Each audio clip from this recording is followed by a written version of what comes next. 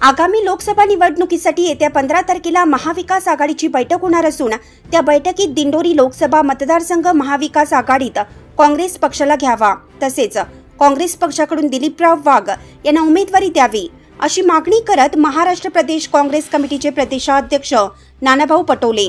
यांना दिंडोरी लोकसभा मतदारसंघाची माहिती दिली। त्या प्रसंगी महाराष्ट्र प्रदेश किसान काँग्रेस कमिटीचे प्रदेशाध्यक्ष परागजी पष्टे, नाशिक जिल्हा काँग्रेस कमिटीचे जिल्हाध्यक्ष डॉक्टर तुषार दादा शेवाळे, नाशिक जिल्हा किसान काँग्रेस कमिटीचे जिल्हाध्यक्ष